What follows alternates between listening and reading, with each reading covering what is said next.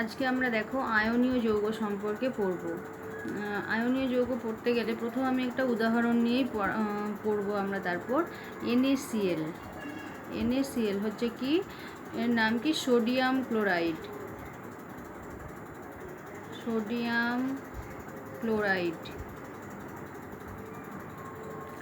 এই sodium chloride যেটা আমরা লবণ বলে, খাদ্য লবণ বলে চিনি, নুন বলে যেটা আমরা ব্যবহার করি, সেটার সংকেত কিন্তু NaCl এবং রাসায়নিক নাম হচ্ছে সোডিয়াম ক্লোরাইড।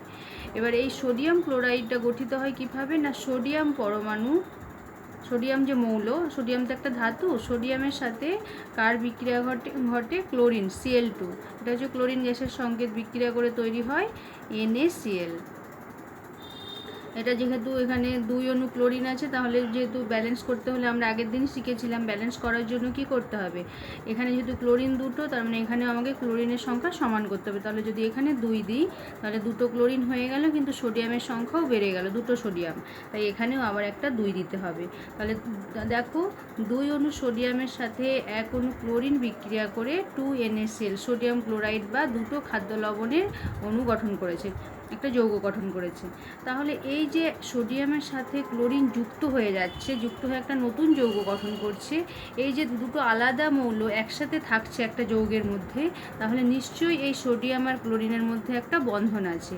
তাহলে এই সোডিয়াম আর ক্লোরিনের মধ্যে কি ধরনের বন্ধন আছে না, আয়নীয় বন্ধন আছে, সেটাই আমরা পড়ব।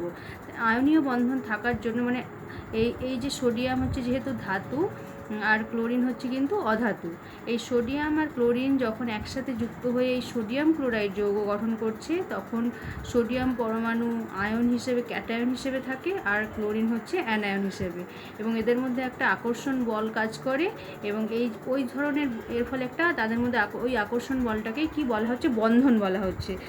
ওই আকর্ষণের জন্যই কিন্তু এই দুটো আলাদা মৌলর পরমাণু একসাথে যৌগের মধ্যে অবস্থিত আছে, আর এই ধরনের বন্ধনকেই বলা হচ্ছে কি আয়নীয় বন্ধন, আর যৌগগুলোকে বলা হচ্ছে কি আয়নীয় যৌগ। যেমন সোডিয়াম ক্লোরাইড একটা আয়নীয় যৌগ, একই রকম পটাশিয়াম ক্লোরাইড একটা আয়নীয় যৌগ, এরকম বহু যৌগ আছে যাদের মধ্যে কি ধরনের বন্ধন আছে, আয়নীয় বন্ধন আছে। এবার আমরা দেখব এই আয়নীয় বন্ধন কিভাবে গঠিত হয়, বা আয়নীয় যৌগগুলোর মধ্যে কি ধরনের বন্ধনটা বর্তমান, বা কোনটাকে আমরা বন্ধন বলছি। এবার প্রথমে দেখো আমরা সোডিয়াম পরমাণুকে নিলাম। তোমরা পরমাণুর গঠনে, পরমাণুর স্ট্রাকচার পড়েছো, গঠন পড়েছো, যেখানে একদম মাঝখানে কি থাকে, পরমাণুর নিউক্লিয়াস, আর তার চারপাশে ইলেকট্রনরা ঘুরে বেড়ায়। সোডিয়াম পরমাণুতে আমরা জানি কটা প্রোটন আছে, 11 আর 23। তাহলে এর প্রোটন সংখ্যা কত, 11, সেই জন্য কি ইলেকট্রন সংখ্যা কত হবে, 11, আর নিউট্রন সংখ্যা দেখো 23 - 11 করলে কত হয়,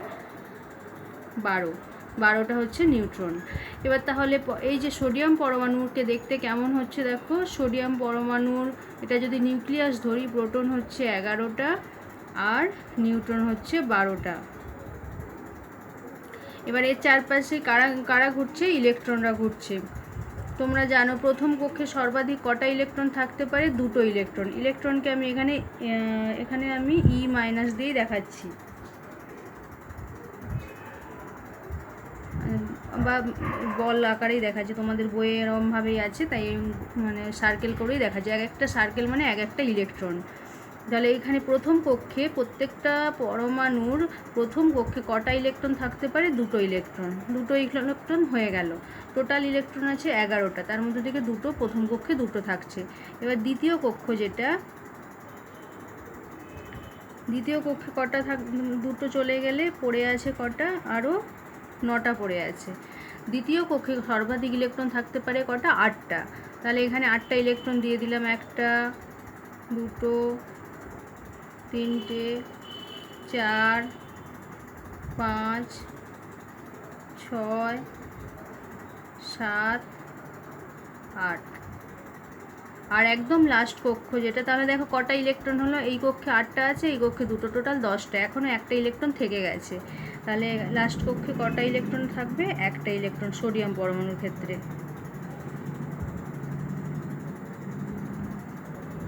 তাহলে লাস্ট কক্ষে কটা ইলেকট্রন আছে? একটা ইলেকট্রন। তাহলে এটা হচ্ছে সোডিয়াম পরমাণুর গঠন, Na পরমাণুর গঠন। এবার এই মৌলের মধ্যে তাহলে যেটা সোডিয়াম পরমাণু ছিল তার গঠনটা আমরা দেখে নিলাম। এবার ক্লোরিন পরমাণুর আমরা গঠন দেখতে চাইছি, Cl। ক্লোরিন পরমাণুর পরমাণু ক্রমাঙ্ক কত থাকে? 17। আর এটা হচ্ছে 35, 17 Cl 35। তাহলে এর প্রোটন সংখ্যা কত? নিচে যেটা থাকে সেটা প্রোটন সংখ্যা 17, ইলেকট্রন সংখ্যাও তার মানে কত হবে? 17ই হবে। আর নিউট্রন সংখ্যা দেখো 35 - 17 বিয়োগ করলে কত হয় দেখো? 18। তাহলে এর ক্লোরিন পরমাণুর গঠনটা দেখো, এখানে প্রথম নিউক্লিয়াসে তাহলে প্রোটন আর নিউট্রন আছে। প্রোটন সংখ্যা হচ্ছে 17টা আর নিউট্রন হচ্ছে 18টা। এবার ইলেকট্রন সংখ্যা এর একই রকম হবে। এর প্রথম কক্ষে কটা ইলেকট্রন থাকবে? সর্বাধিক 2টো ইলেকট্রন। এই একটা ইলেকট্রন আর এই একটা ইলেকট্রন, দুটো। একই রকমভাবে দ্বিতীয় কক্ষে কটা থাকবে? সর্বাধিক 8টা।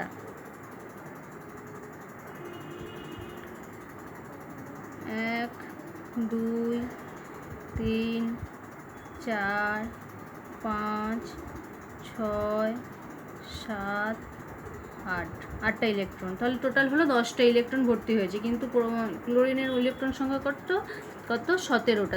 এখনও 7টা ইলেকট্রন বাকি আছে। তাহলে লাস্ট কক্ষে কিন্তু 7টা ইলেকট্রন থাকবে। 8টার বেশি ইলেকট্রন কোনো কক্ষে থাকতে পারে না। তাহলে 3 নম্বর কক্ষে কটা ইলেকট্রন থাকবে? 7টা। 1 2 3 4 5 6 7টা ইলেকট্রন হলো। এবার দেখো তাহলে এর লাস্ট কক্ষে দেখো একটা ইলেকট্রন আছে আর এর লাস্ট কক্ষে 7টা ইলেকট্রন আছে। এটা হচ্ছে সোডিয়াম, এটা হচ্ছে ক্লোরিন। এবার কোনো পরমাণুর লাস্ট কক্ষে যদি 8টা ইলেকট্রন থাকে তাহলে সেই পরমাণুটা কিন্তু সব থেকে সুস্থিত হয়, মানে আর কারোর সাথে বিক্রিয়া করতে চায় না। মানে এর দেখো লাস্ট কক্ষে একটা ইলেকট্রন আছে, কিন্তু এর লাস্ট কক্ষে 7টা ইলেকট্রন আছে। এই ইলেকট্রনটা যদি না থাকতো এই সোডিয়াম পরমাণুটা কিন্তু খুব স্টেবল হতো, মানে সুস্থিত হতো, কারোর সাথে বিক্রিয়া করার ক্ষমতা থাকতো না বা করতে চাইতো না, এটা নিজের মতো করে থাকতে পারতো। কিন্তু যেহেতু এর একটা ইলেকট্রন আছে, 8টা নেই, এ চেষ্টা করবে কি তার লাস্ট কক্ষে মানে একদম শেষ কক্ষে 8টা ইলেকট্রন তৈরি করার চেষ্টা করবে। তাহলে এই সোডিয়াম পরমাণুটা কি করে তার শেষ কক্ষে 8টা ইলেকট্রন করতে পারে? দুটো পদ্ধতিতে। এইটাকে যদি ছেড়ে দেয়, এই ইলেকট্রনটাকে যদি ছেড়ে দেয় তাহলে কি হবে? তখন আর এই 3 নম্বর কক্ষপথটা থাকছে না, এই কক্ষপথটা থাকছে না। তখন কি এই কক্ষপথটাই লাস্ট কক্ষপথ, শেষ কক্ষপথ। এইখানে দেখো কটা ইলেকট্রন আছে? 8টা ইলেকট্রন আছে। এটা একটা পদ্ধতি। আরেকটা পদ্ধতি কি, একে 7টা ইলেকট্রন নিতে পারবে, যদি নেয় তবেই এই লাস্ট কক্ষে 8টা ইলেকট্রন হবে। কিন্তু 7টা ইলেকট্রন নেওয়ার থেকে একটা ইলেকট্রন ছেড়ে দেওয়া খুবই সহজ। তাই সোডিয়াম পরমাণু কী করবে, যেহেতু সোডিয়াম পরমাণু ধাতু, এ কিন্তু খুব সহজেই কী করে, একটা ইলেকট্রন ছেড়ে দেয়। মানে মাইনাস যদি আমরা করি তখন সেটা এই ইলেকট্রনটা ছেড়ে দিয়ে তার গঠনটা কেমন হয় দেখতে? পুরোটাই এইটা বেরিয়ে গেল, তখন শুধু এই স্ট্রাকচারটা এতদূর পর্যন্ত হলো। তাহলে দেখতে কেমন হবে দেখো? প্রোটন হচ্ছে 11টা, নিউট্রন হচ্ছে 12টা, প্রথম কক্ষে দুটো ইলেকট্রন আছে, আর লাস্ট সেকেন্ড কক্ষে কটা ইলেকট্রন আছে? 8টা। 1 2 3 4 5 6 7 8, 8টা ছোটো হয়ে গেল সাইজটা, মানে এইটা তখন আর লাগছে না। 3 নম্বর কক্ষপথ 1 2 3 নম্বর কক্ষপথে তো একটা ইলেকট্রন ছিল, সেটাকে ছেড়ে দিল, মাইনাস করেছি দেখো, মাইনাস মাইনাস ইলেকট্রন ছেড়ে দিয়েছে, মানে এই ইলেকট্রনটা বেরিয়ে গেছে। এর ফলে দেখো এই সোডিয়াম পরমাণুটার লাস্ট কক্ষে কিন্তু 8টা ইলেকট্রন চলে এসেছে, এবং সেই তখন সেটা কি হয়ে গেছে? Na+, ক্যাটায়নে পরিণত হয়ে গেছে। এটা ছিল সোডিয়ামের স্ট্রাকচার মানে গঠন, আর এটা হচ্ছে Na+ এর গঠন। এই Na+ কিন্তু অনেক সুস্থিত, মানে কারোর সাথে বিক্রিয়া করতে চাইবে না। যার লাস্ট কক্ষে 8টা ইলেকট্রন থাকবে সে কিন্তু খুব সুস্থিত, আর প্রত্যেকেই চাইবে তার লাস্ট কক্ষে 8টা ইলেকট্রন করতে। এবার ক্লোরিনের ক্ষেত্রে দেখো, ক্লোরিনেরও 3টে কক্ষপথ, প্রথমে 2টো আছে ইলেকট্রন, তারপরে 8টা, তারপরে 7টা। এবার ক্লোরিন কিভাবে তার লাস্ট কক্ষে 8টা ইলেকট্রন করবে? এরও দুটো পদ্ধতিতে করতে পারে। হয় একটা ইলেকট্রন নিয়ে নেবে, অথবা এই 7টা ইলেকট্রন যদি ছেড়ে দেয়। কিন্তু এক্ষেত্রে ক্লোরিনের ক্ষেত্রে দেখো, যদি একটা ইলেকট্রন নেয় তাহলে এটা কি খুব সহজেই 8টা ইলেকট্রনে পৌঁছে যাবে, এবং ক্লোরিন যেহেতু অধাতু এ কিন্তু খুব সহজেই ইলেকট্রন নিতে পারে। সোডিয়াম ধাতু বলে কি সহজে ইলেকট্রন ছেড়ে দিতে পারে, যেমন যেহেতু ক্লোরিন অধাতু এ সহজেই কিন্তু ইলেকট্রন নিতে পারে। তাই এ কী করবে, একটা ইলেকট্রন নিয়ে নিতে পারবে খুব সহজেই। নিয়ে তৈরি হয়ে যাবে যে স্ট্রাকচারটা দেখো, প্রথম নিউক্লিয়াস, প্রোটন হচ্ছে 17টা আর নিউট্রন হচ্ছে 18টা। এটা হচ্ছে নিউক্লিয়াস। প্রথম কক্ষে 2টো ইলেকট্রন যেরম ছিল থাকলো। দ্বিতীয় কক্ষে কি হচ্ছে কটা, 8টা ইলেকট্রন, 1 2 3 4 5 6 7 8। আর 3 নম্বর কক্ষপথে কটা, যেহেতু একটা ইলেকট্রন প্লাস করা হয়েছে, যোগ হয়েছে, তাহলে তার মানে কটা ইলেকট্রন হয়ে যাবে, 7টা ছিল, হয়ে গেল, বেড়ে গিয়ে হয়ে গেল 8টা। 1 2 3 4 5 6 7 8। তাহলে দেখো এই একটা সোডিয়াম একটা ইলেকট্রন ছেড়ে Na+ পরিণত হলো, এর ফলে তার লাস্ট কক্ষে 8টা ইলেকট্রন হলো। এবং ক্লোরিনও কী করলো, যদি একটা ইলেকট্রন নেয় তার ফলে কি হয়ে যাচ্ছে, তার লাস্ট কক্ষে 8টা ইলেকট্রন হয়ে যাচ্ছে, এবং সেটা তৈরি হয়ে যাচ্ছে Cl-, যেহেতু একটা ইলেকট্রন বেড়ে গেছে। প্রোটন এখানে দেখো 17টা আছে, কিন্তু ইলেকট্রন হয়ে গেছে কটা, 18টা, তাই জন্য একে লেখা হয়েছে Cl-। এবার তুমি যদি কোনো একটা পাত্রে সোডিয়াম পরমাণু নাও, তার মধ্যে ক্লোরিন গ্যাস, ক্লোরিন আর সোডিয়াম পরমাণু আর সোডিয়াম ধাতু আর ক্লোরিন একসাথে যুক্ত করো, তখন কিন্তু তারা খুব সহজেই Na+ হয়ে যাবে আর Cl- হয়ে যাবে। মানে সোডিয়াম ধাতুটা ইলেকট্রন ছেড়ে দিয়ে এই আয়নটাতে পরিণত হয়ে যাবে, আর ক্লোরিন ওই ইলেকট্রনটা নিয়ে Cl- হয়ে যাবে। এবার দেখো এই যে Na+, এই তো ক্যাটায়ন, আর Cl- এটা হচ্ছে অ্যানায়ন। যেহেতু এরা বিপরীত চার্জযুক্ত, বিপরীত চার্জ আমরা জানি কি পরস্পরকে আকর্ষণ করে, এদের মধ্যে যে একটা আকর্ষণ বল, এই আকর্ষণ বলের জন্যই এরা তৈরি হয়ে যাবে কি NaCl যৌগটা গঠন করবে। আর এই যে এদের মধ্যে যে বন্ধনের ফলে এই যৌগটা গঠিত হলো, এই বন্ধনটাকে বলা হচ্ছে আয়নীয় বন্ধন, আর এই যৌগগুলোকে বলা হচ্ছে কি আয়নীয় যৌগ। এরকম এই ধরনের তুমি যতটা ধরো সোডিয়াম পরমাণু ধরো, একটা সোডিয়াম ধাতুর মধ্যে তো অসংখ্য সোডিয়াম পরমাণু আছে, এবং ক্লোরিন গ্যাস তুমি চালিয়েছো, মানে এর মধ্যে দেওয়া হয়েছে, যদি দেওয়া হয় তাহলে সমস্ত সোডিয়াম আর ক্লোরিন বিক্রিয়া করে তৈরি করে নেবে কি সোডিয়াম ক্লোরাইড, যে খাদ্য লবণ আমরা খাই, সেই খাদ্য লবণটা উৎপন্ন হয়ে যাবে। এই সোডিয়াম পরমাণু আর ক্লোরিন পরমাণু এরা তো আলাদা দুটো মৌল, তা সত্ত্বেও এক জায়গায় আছে যে বন্ধনের জন্য, সেই বন্ধনটার নামই বলা হচ্ছে কি আয়নীয় বন্ধন। আর এই আয়নীয় বন্ধন কাদের মধ্যে দেখা যায় না, ধাতু আর অধাতুর মধ্যে। কারণ কি ধর্ম থাকতে হবে, একজনকে ইলেকট্রন ছাড়তে হবে, আর সেই ইলেকট্রনটাকে অন্য মৌলটা কি করবে, নেবে। আমরা জানি ধাতু ইলেকট্রন ছেড়ে ক্যাটায়নে পরিণত হয়, আর মানে অধাতুরা কি করে, ইলেকট্রন গ্রহণ করে অ্যানায়নে পরিণত হয়। তাই ধাতু অধাতুর মধ্যে এই আয়নীয় বন্ধন বর্তমান। আর এই আয়নীয় বন্ধনের ফলে যে যৌগ গঠিত হয়, সেই যৌগগুলোকে বলা হচ্ছে কি আয়নীয় যৌগ। যেমন সোডিয়াম ক্লোরাইড হচ্ছে কি আয়নীয় যৌগ। তোমাদের একটা উদাহরণ দিয়েই দেখানো হলো কিভাবে সোডিয়াম ক্লোরাইড গঠিত হয়। আর এরমভাবে প্রত্যেকটা আয়নীয় যৌগের মধ্যেই কিন্তু এই ক্যাটায়ন অ্যানায়ন তৈরি হয়েই তাদের মধ্যে একটা আকর্ষণ বল তৈরি হবে এবং যৌগগুলো গঠিত হবে। যেমন উদাহরণ হিসেবে দেখলে potassium chloride, magnesium oxide, calcium chloride, এই সবগুলোই কিন্তু ধাতু অধাতু। ক্যালসিয়াম ধাতু, ক্লোরিন অধাতু, ম্যাগনেসিয়াম ধাতু, অক্সিজেন অধাতু, পটাশিয়াম ধাতু, ক্লোরিন অধাতু। তাহলে এদের সবার মধ্যেই কিন্তু এই আয়নীয় বন্ধন বর্তমান, আর যৌগগুলো হচ্ছে সবগুলোই কি আয়নীয় যৌগ। তাহলে দেখো আয়নীয় যৌগ কাকে বলে, কোনগুলো আয়নীয় যৌগ হলো সেটা দেখলাম, আয়নীয় যৌগের অতগুলো উদাহরণ দেখলাম। এবার আয়নীয় যৌগের বৈশিষ্ট্য তোমরা আগেই একদম শুরুতেই তোমাদের বইতে আছে, দেখো আয়নীয় যৌগ কি না, আয়নীয় যৌগগুলো কি একটা নির্দিষ্ট জ্যামিতিক আকৃতি বিশিষ্ট হয়, তাই জন্য তারা কি হচ্ছে কেলাসাকার পদার্থ। 1 নম্বর বৈশিষ্ট্য আমরা যদি বলি কেলাসাকার পদার্থ, এটার কথার অর্থ কি না, প্রত্যেকটা আয়নীয় যৌগের একটা নির্দিষ্ট জ্যামিতিক আকৃতি আছে। তোমরা যদি একটা নুনের ছোট্ট দানাকে নিয়ে দেখো, সেটা দেখতে কি ঘনকের মতো। ঘনক তোমরা পড়েছো ক্লাস 6-এ অঙ্কে পড়েছো, যে বিভিন্ন ঘনবস্তুর বৈশিষ্ট্য সম্পর্কে পড়েছো। তারা একটা নির্দিষ্ট জ্যামিতিক আকৃতি বিশিষ্ট হচ্ছে ঘনবস্তুর উদাহরণ হচ্ছে ঘনক 1 নাম্বার। তাই এই একটা ছোট্ট নুনের দানাকে নিয়ে দেখলে দেখবে সেটা কিন্তু ঘনকের মতো আকৃতি বিশিষ্ট। তাই প্রত্যেকটা আয়নীয় যৌগ কিন্তু কেলাসাকার পদার্থ, অর্থাৎ একটা নির্দিষ্ট জ্যামিতিক আকৃতি আছে। 2 নাম্বার কি, এরা খুব সহজেই জলে দ্রবীভূত হয়। জলে দ্রাব্য, এই কথার অর্থ কি না, যদি আমরা খাদ্য লবণ, যে লবণ আমরা খাই সেটাকে জলে দিই, দেখবে সেটা সঙ্গে সঙ্গে কিন্তু জলে গুলে যাচ্ছে, অর্থাৎ দ্রবীভূত হয়ে যাচ্ছে। অর্থাৎ প্রত্যেকটা আয়নীয় যৌগ কিন্তু জলে সহজেই দ্রবীভূত হয়। আর জলে দ্রবীভূত হলে সেটা আয়ন উৎপন্ন করে। যেমন তুমি যদি খাদ্য লবণকে জলে দাও, সেটা ভেঙে গিয়ে কিন্তু Na+Cl- আয়ন উৎপন্ন হবে। তাই জলে দ্রাব্য হয়ে জলে দ্রবীভূত হয়ে মানে আয়নীয় যৌগগুলো যেহেতু আয়ন উৎপন্ন করে, তাই জন্য এর জলীয় দ্রবণ কিন্তু তড়িৎ পরিবহন করে। মানে আয়নীয় যৌগগুলো জলে দ্রবীভূত অবস্থায় যদি তড়িৎ পাঠায় তাহলে কিন্তু তড়িৎ পরিবহন করে। তোমরা তড়িৎ বিশ্লেষণের চ্যাপ্টার পড়েছো, সেখানে কি করে না আয়নীয় যৌগগুলো তড়িৎ পরিবহন করতে পারে। এই খাদ্য লবণ বলো বা যে কোনো যেগুলো আমি লিখেছি সবগুলোই কিন্তু জলে দ্রবীভূত অবস্থায় তড়িৎ পরিবহন করতে পারে। তাহলে এগুলো আমরা বলছি কি আয়নীয় যৌগের বৈশিষ্ট্য। 1 নাম্বার ক্লাসাকার পদার্থ, 2 নাম্বার জলে দ্রাব্য, 3 নাম্বার জলীয় দ্রবণ কি তড়িৎ পরিবহন করে। জলীয় দ্রবণ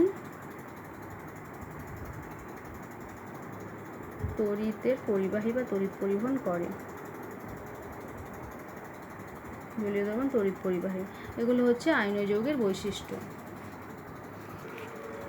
এবার দেখো তোমাদের বইয়ে একটা ছক আছে যেখানে বলা হয়েছে যে আয়নীয় যৌগ তৈরি হতে গেলে ধনাত্মক চার্জ আর ঋণাত্মক চার্জের যোগফল কিন্তু শূন্য হতে হবে। যেমন NaCl এর মধ্যে কি কি আয়ন আছে, Na+, মানে তার চার্জ ধনাত্মক চার্জ কত, +1। Cl-, NaCl এর মধ্যে কি আছে, Cl-, ঋণাত্মক চার্জ কি, -1। এই দুটো যোগ যদি আমরা করি, দেখো +1 +-1, অর্থাৎ ধনাত্মক আর ঋণাত্মক তোমরা জানো কেটে গিয়ে কী হয়, 0 হয়ে যায়। তাহলে মানে কি NaCl এর মধ্যে মোট চার্জ কিন্তু 0। অর্থাৎ যখনই তড়িৎযোজী যৌগ তৈরি হচ্ছে সেক্ষেত্রে কিন্তু ধনাত্মক চার্জ আর ঋণাত্মক চার্জের যোগফল কিন্তু 0 হতে হবে। অর্থাৎ যখন যৌগটার মধ্যে কিন্তু কোনো চার্জ নেই, ক্যাটায়ন আর অ্যানায়ন মিলে যৌগ তৈরি হয়েছে, কিন্তু যৌগটার মধ্যে কিন্তু চার্জ 0 হতে হবে। যে কোনো যৌগই আমরা তৈরি করি না কেন সেক্ষেত্রে ধনাত্মক চার্জ আর ঋণাত্মক চার্জের যোগফল কিন্তু 0 হতে হবে। আর এটা সোডিয়াম ক্লোরাইডের রাসায়নিক নাম তো সোডিয়াম ক্লোরাইড জানি। এরকম একই রকম দেখো K+ আর F-, এই দুটো আয়ন, এটা হচ্ছে ধনাত্মক আয়ন আর এটা হচ্ছে ঋণাত্মক আয়ন। একই রকম সোডিয়াম ক্লোরাইডের মতো এই যে যৌগটা তৈরি করে সেটা হচ্ছে পটাশিয়াম ফ্লোরাইড। তাহলে এক্ষেত্রে ধনাত্মক চার্জ K এর কত, +1, আর ঋণাত্মক চার্জ কত, -1। তাদের দুজনের যোগফল করলে কত হয়, দেখো 0ই হচ্ছে। এবার অন্য আরেকটু নিয়ে দেখো ক্যালসিয়াম আয়ন নিয়েছি ধনাত্মক আয়ন, আর ঋণাত্মক আয়ন নেওয়া হয়েছে Cl-। এখানে দেখো ক্যাটায়নের চার্জ কত, +2, কিন্তু অ্যানায়নের চার্জ কত, -1। তাহলে আমরা জানি +2 সাথে যদি -1 যোগ করি তাহলে কি হবে, যোগ করলে +2 +-1, মানে ক্যাটায়নের চার্জ হচ্ছে +2, সেটার সাথে যোগ করা হচ্ছে কি অ্যানায়নের চার্জ হচ্ছে -1। যোগ করলে কিন্তু কত হয়ে যাচ্ছে, +1 হয়ে যাচ্ছে। কিন্তু আমাদের যখন একটা যৌগ গঠন হবে কি তার ক্ষেত্রে কিন্তু কোনো চার্জ থাকবে না, চার্জটা 0 হবে। তাহলে কি করে 0 হবে, তার মানে একটা ক্যালসিয়ামের সাথে নিশ্চয়ই কটা, দুটো মাইনাস যুক্ত হতে হবে, তবেই কিন্তু চার্জ 0 হবে। তার মানে এর সাথে যদি 2 গুণ করা হয় তার মানে সেটা তৈরি হয়ে যাবে, দেখো +2 -2 হয়ে গেল কত, 0। অর্থাৎ ক্যালসিয়াম আর ক্লোরিনের যখন যৌগ হবে, একটা ক্যালসিয়াম মানে একটা ধনাত্মক আয়নের সাথে দুটো ক্লোরিন আয়ন যুক্ত হতে হবে, আর এই যৌগটা হবে কি CaCl2। দেখো একটা ক্যালসিয়ামের সাথে দুটো ক্লোরিন যুক্ত হয়েছে চার্জটাকে 0 করার জন্য। এইভাবে কোন যৌগের ক্ষেত্রে কটা আয়ন যুক্ত হবে এইভাবে হিসেব করে করতে হবে। একই রকমভাবে যদি আমরা ম্যাগনেসিয়াম অক্সাইড নিই, দেখো Mg2+, আর অক্সিজেনের চার্জ হচ্ছে 2-। এক্ষেত্রে ম্যাগনেসিয়াম 2+ আছে, অক্সিজেন 2- আছে, অসুবিধা নেই, চার্জ 0 সহজেই হয়ে যাবে। +2 +-2 করলে 0 হয়ে যাচ্ছে, যেহেতু দুটো একই, মানটা একই, এরও 2 বিপরীত চার্জযুক্ত মানে 0। এইভাবে আমাদের দেখতে হবে যে এই যে যৌগটা যখন গঠিত হচ্ছে মোট চার্জটা কিন্তু 0 হতে হবে, তবেই যৌগটা গঠিত হবে। দেখো, এতক্ষণ আমরা পড়েছিলাম যে এখানে ধাতু অধাতু মিলে যৌগ গঠন করে আয়নীয় যৌগ গঠিত হচ্ছে, কিন্তু ধাতুর সাথে মূলক যুক্ত হলেও কিন্তু আয়নীয় যৌগ গঠন হয়। সেক্ষেত্রে যৌগগুলোর সংকেত কিভাবে লেখা হয় বা লেখার পদ্ধতিটা কি। তার আগে তোমরা পড়েছো মূলক কাকে বলে না, একাধিক পরমাণু জোটবদ্ধ হয়ে যে আয়ন উৎপন্ন করে সেই ক্যাটায়ন বা অ্যানায়ন, সেই আয়নগুলোকে কিন্তু মূলক বলে। সেখানে কিন্তু একটা যে কোনো পরমাণু থাকবে না, একাধিক, একের অধিক, দুটো তিনটে থাকতে পারে। যেমন প্রথম মূলকটা কি, অ্যামোনিয়াম, NH4+। মাথায় দেখো, এটা ধনাত্মক মূলক বলছি, ক্যাটায়ন তৈরি হয়েছে, NH4+, অ্যামোনিয়াম মূলক বলা হয় এটাকে। NO3-, নাইট্রেট মূলক। CO3-, carbonate. SO4-, sulphate. OH-, hydroxide. HCO3-, bicarbonate. PO4-, এটা কিন্তু মাথায় আছে, 3-, চার্জ, নেগেটিভ চার্জ, তিনটে নেগেটিভ চার্জ যুক্ত। PO4-, phosphate. আর SO3-, সালফাইড, এটা সালফাইড, এটা সালফেট। চারটে অক্সিজেন যুক্ত যেটা সেটা সালফেট, তিনটে অক্সিজেন যুক্ত যেটা সেটা সালফাইড। ভালো করে এগুলো কিন্তু মুখস্থ রাখতে হবে, প্রত্যেকটা মূলকের নাম এবং তার মাথায় সংকেত, আর তার মাথায় কি চার্জ আছে সেই চার্জটা মনে রাখতে হবে। আর এই যে মাথায় যে চার্জ আছে, যটা চার্জ থাকবে সেটাই কিন্তু তার যোজ্যতা, মানে সে অতগুলো অন্য কোনো ধাতুর সাথে যুক্ত হতে পারে। যেমন NH4+-এর মাথায় +1 আছে, প্লাস আছে শুধু, মানে একটা চার্জ যুক্ত, তার মানে এর যোজ্যতা কত, 1। NO3-, নাইট্রেটের মাথায়, মূলকের মাথায় একটাও নেগেটিভ চার্জ আছে, তার মানে এর যোজ্যতা কত, 1।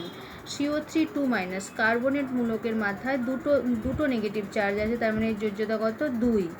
SO4-,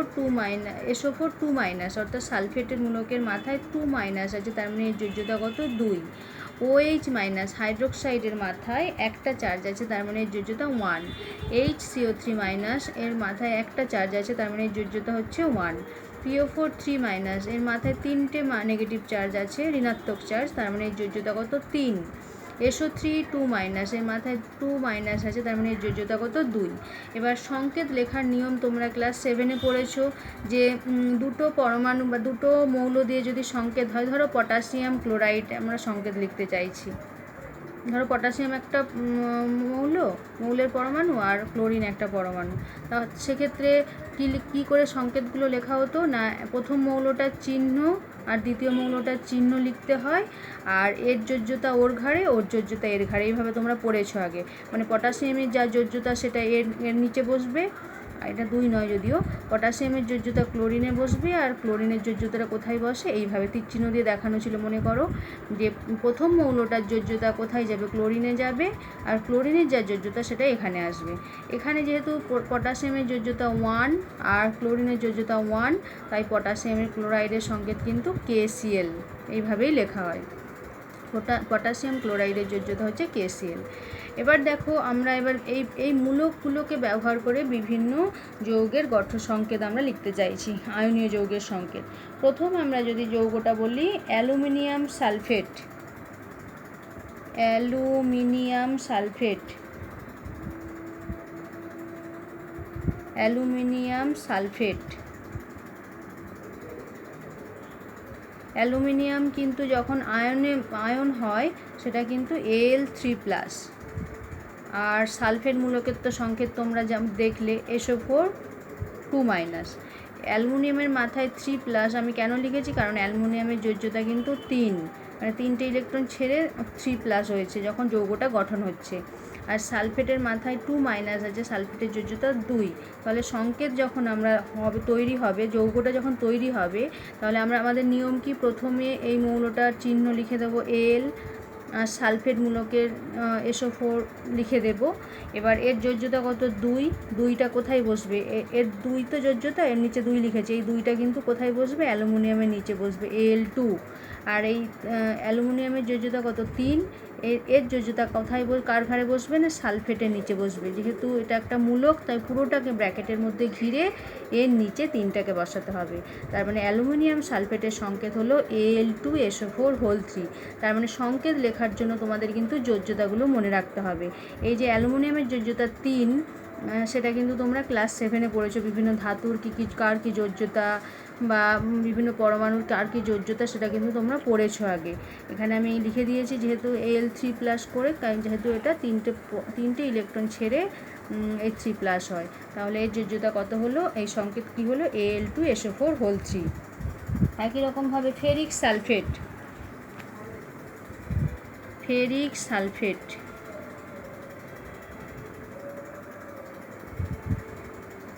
সালফেট দেখো, ফেরিক মানে লোহা, যেটা এফির কিন্তু দুটো যোজ্যতা হয় 2 আর 3। যেহেতু ইক বলা হচ্ছে, ইক মানে এটা কিন্তু Fe3+কেই বলা হচ্ছে, মানে ফেরিকের এফির দুটো আয়ন তৈরি হয়, Fe2+ আর Fe3+। যেটার যোজ্যতা বেশি তাকে আমরা ইক বলি, আর যেটার যোজ্যতা কম তাকে আস বলা হয়। মানে এটা হচ্ছে ফেরাস আয়ন আর এটা হচ্ছে ফেরিক আয়ন। তাহলে Fe3+ হলো। সালফেট মানে তার সংকেত কি, SO4 2-। তাহলে এর যোজ্যতা হচ্ছে 3 আর এর যোজ্যতা কত, 2। এবার সংকেত যখন আমরা লিখব, যৌগটার সংকেত Fe, এর যোজ্যতা যেহেতু 2, আমি আগে সংকেতগুলো চিহ্নগুলো লিখে নিলাম, FeSO4। তাহলে সালফেটের যোজ্যতা 2, তার মানে 2টা কোথায় যাবে, এখানে যাবে Fe2। আর এর এফির যোজ্যতা কত, 3, সেটা কোথায় যাবে, এই মূলকটা যাবে। যেহেতু এটা একটা মূলক, দুটো পরমাণু নিয়ে গঠিত, তাই এটাকে পুরোটা ব্র্যাকেটের মধ্যে ঘিরে এর নিচে 3 দিতে হবে, Fe2SO4 3। এইভাবে সংকেতগুলো লেখা হয়। একই রকমভাবে পরে আরেকটা নিচে দেখো, কিউপ্রিক নাইট্রেট।